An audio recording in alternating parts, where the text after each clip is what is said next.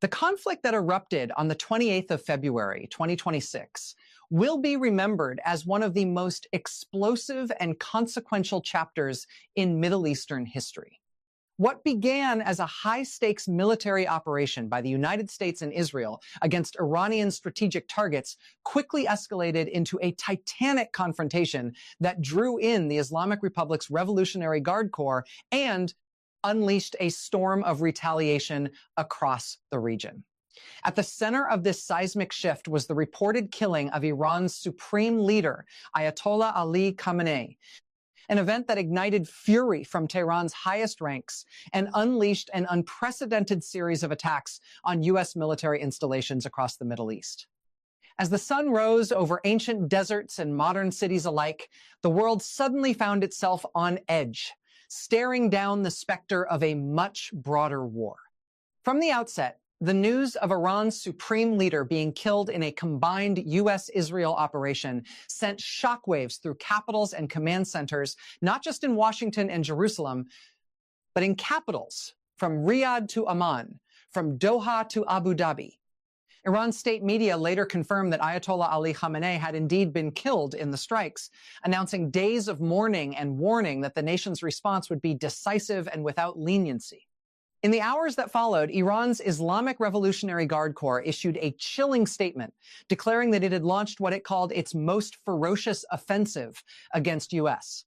military installations across the Middle East, claiming strikes on up to 27 U.S. bases in what Tehran described as retribution for the death of Khamenei and the attacks on Iranian territory.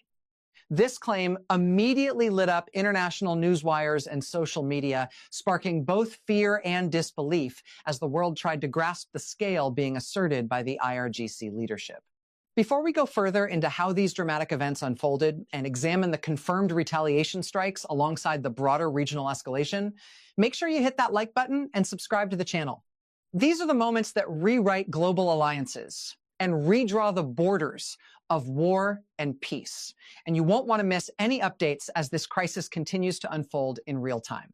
Iran's response did not come in whispers or measured diplomatic language from Tehran. Missiles and armed drones were launched in rapid succession, flying across borders and seas toward targets identified as American or allied bases, as well as military facilities tied to Israel's defense network. According to reports, Iranian forces struck at U.S. military sites located in Bahrain, Qatar, Kuwait, the United Arab Emirates, Saudi Arabia, Iraq, Jordan, and other Gulf states that host American troops, an assault that the IRGC described as punishment for foreign aggression, and an assertion that American and Israeli assets in the region had become legitimate targets. Among the most dramatic of these confirmed strikes was the attack on the United States Navy's 5th Fleet headquarters in Bahrain. Videos and witness accounts from the capital, Manama, showed anti-aircraft defenses lighting up the sky as explosions echoed and smoke rose near the Naval Command Center. The 5th Fleet, responsible for overseeing U.S. naval operations across the Persian Gulf, the Red Sea, and beyond, instantly became a symbol of how far the conflict had spread from Iranian soil to the heart of the U.S. regional military footprint. Not far behind, a series of missile and drone strikes were reported at Al Udeid Air Base in Qatar, one of America's most significant air hubs in the Middle East. This sprawling facility, hosting U.S. Air Force units and strategic aircraft, was thrust into danger as air defenses engaged incoming threats aimed at disrupting coalition operations and sending a message of retribution. In Kuwait, the Ali al-Salam Air Base faced its own barrage, with radar systems tracking Iranian missiles before they triggered defensive intercepts. Although reports indicated that many projectiles were intercepted, the mere act of targeting such strategic installations underscored Iran's willingness to strike deep into territory long considered secure. Across the Gulf, Al Dhafra Air Base in the United Arab Emirates was also reported under threat as air defense batteries lit up the skies to protect the installation hosting American and allied aircraft. These concerted operations spanning several countries and involving multiple waves of weapons marked an escalation that few in the world had anticipated just days earlier. While these bases stand out as the confirmed major targets of the Iranian retaliation, the broader picture painted by the attacks was one of near simultaneous multi-directional strikes. Reports circulated that missiles and drones had been fired toward locations in Saudi Arabia, Iraq, and Jordan, raising fears that the conflict could expand beyond an Iran-US standoff and pull additional regional powers into the vortex. Alongside military targets, civilian areas were not immune. Explosions were reported in cities across the region, and defense systems in several Gulf capitals were activated to intercept incoming threats. The emotional impact on local populations was immediate. Sirens blared, families sought shelter, and the normal rhythms of life were shattered as the reality of war bore down. For Iranians back home, the news of their supreme leader's death mingled with the surge of retaliation like a double wave of shock and resolve. State media portrayed Khamenei as a martyr and a symbol of steadfast resistance against Western and Israeli aggression, while the IRGC framed the military strikes as a sacred duty to defend the revolution and punish those who dared violate Iranian sovereignty. Yet, even in the midst of fierce rhetoric and massive explosions, not all claims could immediately be verified. The IRGC's assertion of attacks on 27 U.S. bases represented the group's portrayal of the scale of its offensive, but independent analysis and reporting have confirmed only several key bases as targeted. Still, the psychological impact of that claim alone was enough to send shockwaves through world capitals and strategic markets alike. In Washington, alarm bells rang as intelligence and military officials scrambled to assess the evolving circumstances. President Donald Trump and his national security team, already under intense pressure following their decision to strike Iran, found themselves confronting a broadening confrontation that threatened to engulf not just parts of the Middle East, but the global geopolitical order. Emergency briefings, satellite feeds, and rapid situation reports poured into the Situation Room as analysts tracked missile flights, base defenses, and diplomatic cables as if each minute could alter the course of history. Across the Atlantic and around the world, the response was mixed and tense. Some leaders backed the U.S. action against Iran's regime, citing long-standing concerns over Tehran's missile and nuclear ambitions, while others warned that the conflict had already spiraled into something far darker than anticipated.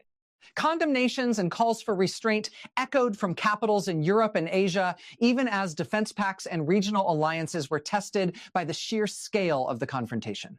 Saudi Arabia, once cautious about allowing its airspace to be used for attacks, publicly condemned Iran's strikes on Gulf territory, declaring its readiness to support fellow states and warning that continued aggression would carry grave consequences. Its crown prince reached out to allied governments to coordinate defenses and solidarity in the face of a crisis that had touched multiple capitals. Meanwhile, smaller nations, some hosting U.S. troops and others merely caught in the crossfire of regional turmoil, faced an agonizing calculus. Their citizens grappled with the realities of potential travel disruptions, flight cancellations, economic uncertainty, and the looming threat of further missile activity overhead. Airlines suspended flights over conflict zones, and global markets reacted with nervousness at the potential for destabilization in oil-producing regions. Back in Iran, the narrative was starkly framed as an existential struggle, one in which foreign powers had dared to violate the sanctity of the nation and pay the price through unified resistance. The Revolutionary Guard's statements emphasized that no target within range was off limits and that any continuation of external military pressure would invite continued counterattacks. These declarations resonated through fiber optics, radio waves, and television screens, stirring both nationalist fervor and international dread. For the families of American soldiers stationed at bases that had been confirmed as targeted, the tension was palpable. While official reports indicated that many incoming attacks were intercepted by layered defense systems, the risk of injury or worse remained a daily reality. Correspondence between troops and loved ones carried undertones of anxiety, exacerbated by the knowledge that the Big Bear conflict had now expanded beyond nation-state rhetoric into kinetic exchanges of missiles and defense systems. As the situation continued to unfold, Iran's government insisted that its retaliation was not random nor uncalculated.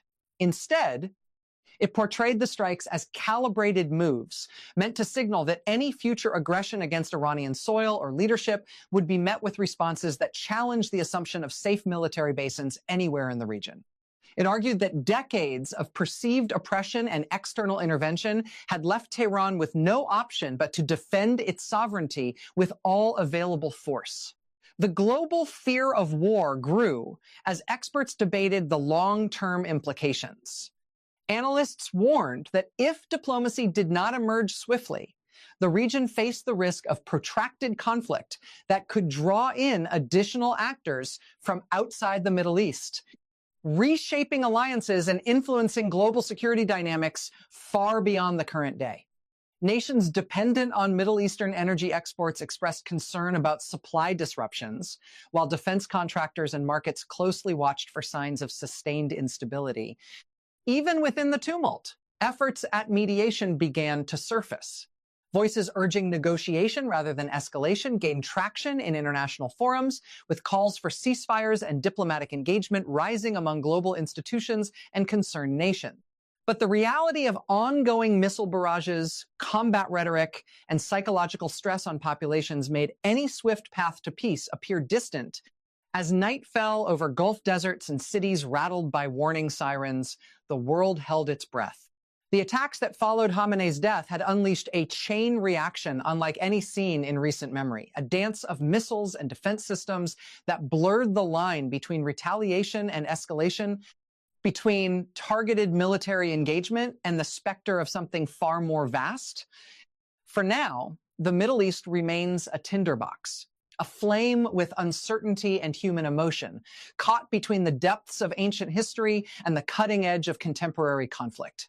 Each side believes it is justified, each father and mother fears for their child, and each nation watches closely, hoping that wisdom might yet temper the fury that now commands the battlefield. In the end, the events that transpired after Khamenei's death are not just a series of strategic maneuvers and military strikes. They are a stark reminder of how fragile peace can become once the instruments of war are unleashed. The claimed attacks on 27 bases, real or still partially unverified, have forever altered perceptions of military engagement in the region. What happens next will be shaped by decisions made in command rooms, negotiations whispered in shadowed corridors, and the courage of people everywhere who face an uncertain tomorrow. And as this crisis continues to unfold in real time, stay tuned to this channel for the latest dramatic updates, hit that like button and subscribe, because the world's future is being written right now